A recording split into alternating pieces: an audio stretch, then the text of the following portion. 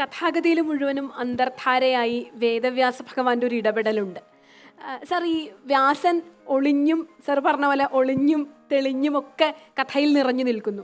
മഹാഭാരതത്തിൻ്റെ സൂത്രധാരൻ ഈ രീതിയിൽ നമുക്ക് വ്യാസനെ, ഒരു മനുഷ്യൻ, ഒരു അവതാരം, ഒരു ഋഷി ഏറ്റവും ശ്രേഷ്ഠനാവുന്നത് യഥാർത്ഥത്തിൽ സീറോ ആവേണ്ട സ്ഥാനത്ത് സീറോ ആവുകയും ഹീറോ ആവേണ്ട സ്ഥാനത്ത് ഹീറോ ആവുകയും ചെയ്യുമ്പോഴാണ്. തൻ്റെ മകൻ ശ്രീശുക ബ്രഹ്മർഷി മരിച്ചു എന്ന് കേട്ടപ്പോഴത്തേക്കും വ്യാസൻ കരഞ്ഞ് അങ്ങ് തകർന്ന് അമ്മയുടെ മടിയിൽ വന്ന് കിടക്കുമ്പോൾ അമ്മ സത്യവതി പറയുന്ന വരിയുണ്ട്. വ്യാസന് മാത്രമല്ല, ലോകത്തിലെ 746 കോടി ജനതയ്ക്കും ഉജ്ജ്വലമായിട്ടുള്ളൊരു സന്ദേശമാണത്.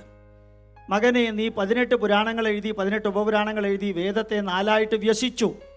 ജ്ഞാനകാന്ഡം ഋഗ്വേദത്തിലും കർമ്മകാന്ഡം യജുർവേദത്തിലും കലാകാന്ഡം സാമവേദത്തിലും സാധാരണക്കാർക്ക് വേണ്ടത് അഥർവവേദത്തിലും നീ വ്യസിച്ചു. പൂർവമീമാംസയും ഉത്തരമീമാംസയും നീ എഴുതി. അമ്മയ്ക്കിതൊന്നും അറിഞ്ഞൂടാ. പക്ഷേ ഈ ലോകത്തിൽ നടക്കുന്ന കാര്യങ്ങൾക്ക് ഉത്തരം 3 എണ്ണമേ ഉള്ളൂ മകനെ എന്ന് കൃഷ്ണദ്വൈപായനൻ പറഞ്ഞപ്പോഴാണ് മടിയിൽ നിന്ന് എഴുന്നേറ്റ അമ്മ എന്താ പറയുന്നതെന്ന് ശ്രദ്ധിച്ചത്. അപ്പോഴാണ് അമ്മ പറഞ്ഞത്, ഏത് പ്രശ്നങ്ങൾക്കും 3 ഉത്തരമേ ഉള്ളൂ എന്ന് പറഞ്ഞപ്പോൾ ഏത് വ്യക്തിക്കും കാണുന്ന ആകാംക്ഷ വ്യാസൻ്റെ മുഖത്തും മനസ്സിലുമുണ്ടായി. ഈ ഉത്തരമാണ്, എന്തൊക്കെയോ എവിടെയൊക്കെയോ എങ്ങനെയൊക്കെയോ നടക്കുന്നു മകനെ, അതിൽ നിനക്കുള്ള സ്വാധീനം പരിമിതമാണ്.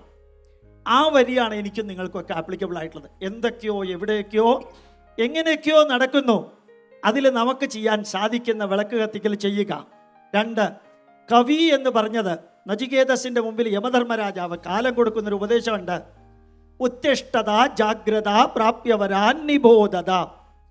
ലോകമെമ്പാടും ഭാരതമെമ്പാടും സ്വാമി വിവേകാനന്ദൻ പറഞ്ഞു നടന്ന അതേ ചിന്തയിലെ 2ാമത്തെ ഭാഗമുണ്ട്, ആരും പറയാത്തത്. ക്ഷുരസ്യ ധാരാ നിശിതാതുരത്യയ ദുർഗം പദസ്തത് കവയോ വദന്തി. ആ കവിയാണ് ദാർശനികനും പാസ്റ്റ് പ്രസന്റ് ഫ്യൂച്ചർ, ത്രികാലം, പാസ്റ്റ് പ്രസന്റ് ഫ്യൂച്ചർ. നാരായണ ഗുരുദേവൻ പറഞ്ഞ പോലെ വർത്തമാനവും ഭൂതവും ഭാവിയും വേറെല്ലോതും ഒഴിയുമോർക്കിൽ നീ. അതിൻ്റെ ചിഹ്നമായിരുന്നു വേദവ്യാസൻ. ഒരു കറുത്ത നിറമുള്ള ഒരു വേദവ്യാസൻ, കൃഷ്ണദ്വൈപായനൻ. ആ വേദവ്യാസന് ഗോപാലകൃഷ്ണൻ്റെ പ്രണാമം. എന്നെ ക്ഷണിച്ച് അമൃത ടി വിക്കും.